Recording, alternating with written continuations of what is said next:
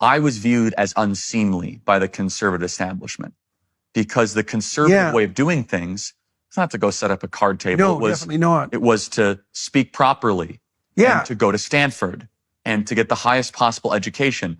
And what I was unknowingly on the cutting edge of was something you mentioned earlier, is that conservatives have now become low trust of institutions and liberals have become high trust of institutions. Whereas liberals are the ones that will defend the FDA and they'll defend the CDC and they'll defend Pfizer and they'll defend the intelligence. That's defending Pfizer. That's really. But they will. Yeah. Because they're high trust of institutions. Because there's no one more trustworthy from a leftist perspective than big pharma. But they find themselves defending institutions. Yeah. In the 1960s, they were low trust of institutions. Don't send us to war. You know, whereas today, actually, and I was on the cutting edge of this, was in 2012, 2013, 14, conservatives were still on the high trust of institutions. Okay, so let me rephrase that slightly. Please, because but you understand what I'm trying to communicate. I do. Well, there's a real conundrum there because a conservative with low trust in institutions is like an oxymoron, right? Well, but we're trying to conserve something the institutions have destroyed. Well, okay, that's the thing. So imagine that there's a hierarchy of institution. There's the fringe of the institution that's pretty exploratory. You can move into the center that's more conservative. Then you can move right to the bottom, which is, well, what? Well, I would say it's religious, fundamentally. Like as you move towards the core, that's right, you move towards what's more religious. And so the conservative stance isn't anti-institution. It's a stance that notes that, I know what's happened. You know, in the story of Moses, when Moses goes off to get the commandments, so he's the pipeline to God, right? He leaves his brother in charge, Aaron. They have a rave party. That's exactly right. They make this golden calf, which is a materialistic object, and they dance naked in the streets and have an orgy. And that's what happens to the political when it's detached from the sacred, when it loses that's exactly right. Okay, so it isn't that the conservatives have become skeptical of institutions. It's that the conservatives have noted that the institutions no longer serve the purpose for which they were established. Chartered. Right. Chartered, exactly. And they're objecting, and that's happening everywhere. And that's part of this radical secularization. Yes. It's not just secularization, because there should be a separation between church and state, let's say.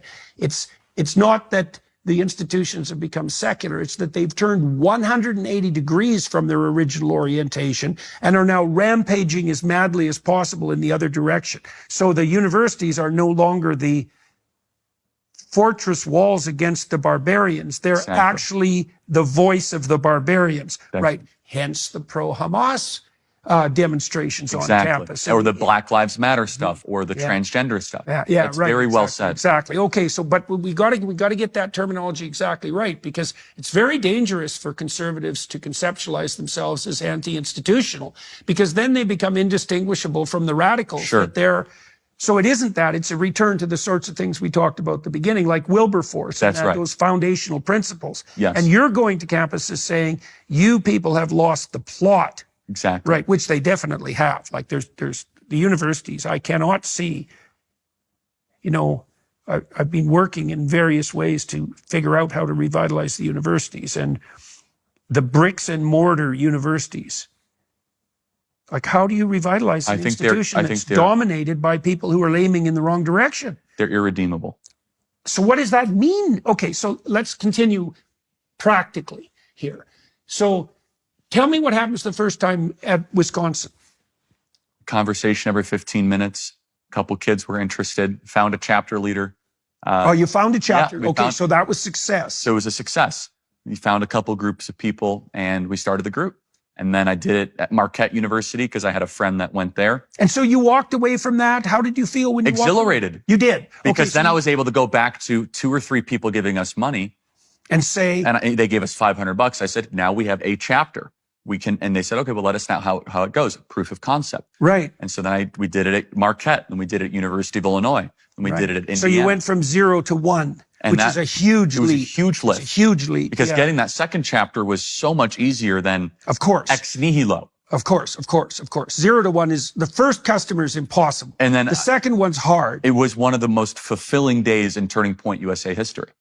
Right, okay. Was being able to get a singular chapter. Right, of course, because that's the one that's most unlikely. Exactly. You know, your first sale is by far the most unlikely. Exactly. Right, okay, so then you went to Marquette. Then Marquette. Okay, and what happened Very there? similar situation, but it was also a friend of somebody in high school, and they were a private school, so it was a little harder to do the typical outreach, but they applied for a permit in like the student center, and same sort of thing. So you were permitted from the beginning as well? Well, in UW-Madison, they don't care as much because it was a public school, so you can kind of, any individual can walk on campus and kind of. Right, okay. But Marquette, I had a friend that I went to high school with. They said, yeah, I'll apply for something for you.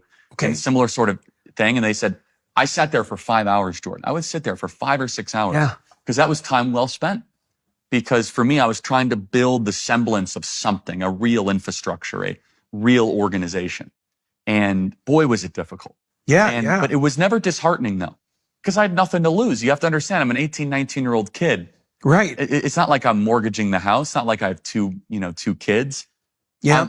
So there's such low downside and unlimited upside. Right, sure. Well, that's the entrepreneurial niche. And right? it was such an adventure because it's a campus I've never been to, talking to a bunch of kids. It's, you're almost having verbal combat, which is very entertaining. Well, and I imagine too that it must have been heartening to you as well to see that you could hold your own. Exactly. And so that's a really important point. Here I am as a kid that didn't go to college thinking, do I really have the intellectual capacity to joust with kids that are learning all day long? Yeah, right. I realized they're not learning all day long. Yeah. You see, I was reading von Mises and Rothbard before I came across you. Yeah. Hayek, Milton Friedman, very libertarian economics was my baseline foundational philosophy. A lot of reasons for that. Very, very interesting. Tons of profound insights, some of which don't, I think, actually play out very well in the material world. But so I would encounter kids on campuses who professed to be studying economics, for example, and they didn't know very much. Right. And I realized, I said, well, there's a disconnect. They're borrowing money to go learn about things that I actually have a greater mastery of because I was. Well, you can learn a lot if you read the right books. Oh, and in my idle time, I became obsessed with being proficient and understanding economics. That was kind of my entry. Oh, yeah, I see. And so you have to remember 2013. You know that burning bush story? Oh, that's Moses' entry point, by the way.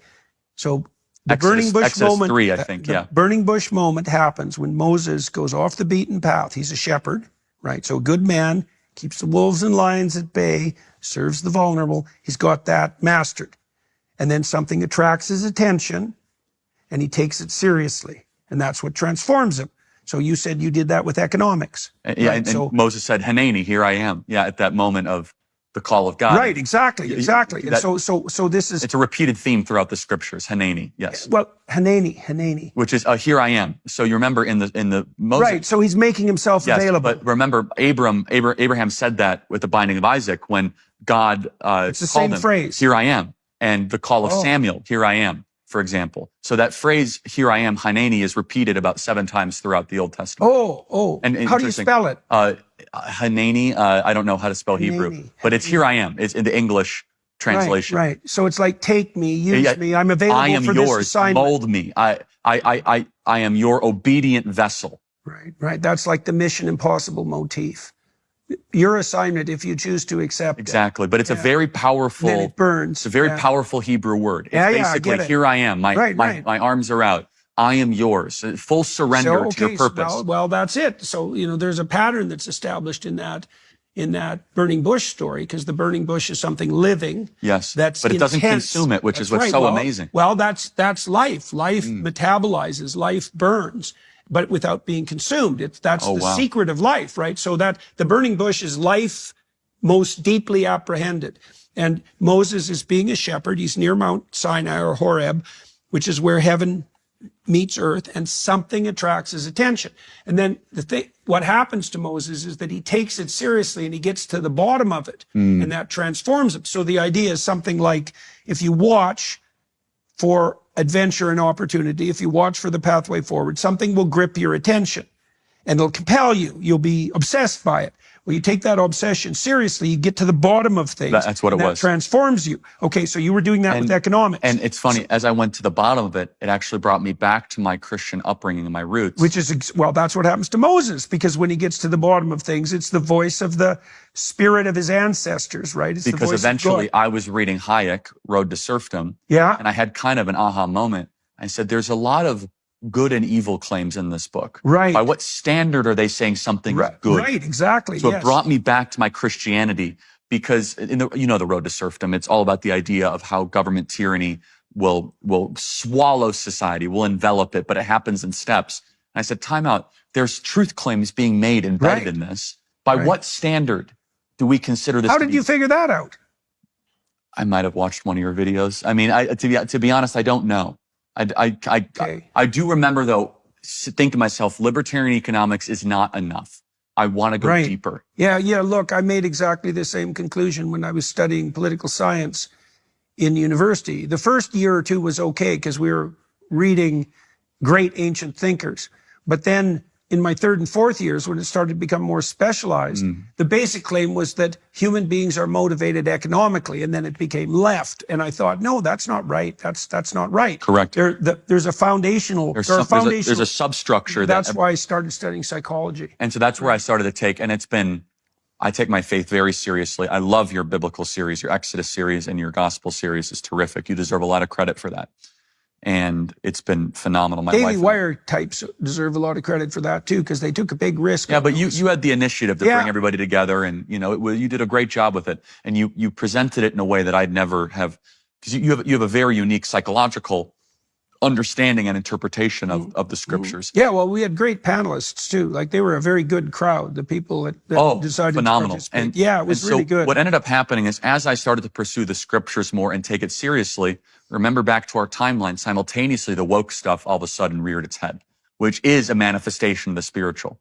Yeah, So definitely. almost, I was in this place in 2018, 2019, when it was almost peak woke. We weren't there yet. 2020 was peak woke, where I was starting to understand what was really going on here, that this was a manifestation of a spiritual struggle. Yeah. It's foundational. Well, the postmodernists made that claim, and so did the Marxists. Yes. It's like, no, we're going all the way to the bottom and uprooting everything. They want to go back to what happened in the garden.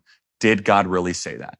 Is that really what God says? To question, debase, and to challenge every truism of the West. I mean, that's you taught me that. That's the sin of Eve. Exactly. Right? You can take the right to establish the moral order to yourself. It's the one thing that's claimed. There's many axiomatic claims in Genesis, in the openings of Genesis, right? That the word is the creative force that brings good out of chaos and possibility, that human beings are made in the image of God, that men and women exist as independent entities, and that they each, and that you're not to take the right to establish the moral order to yourself. It's the one prohibition.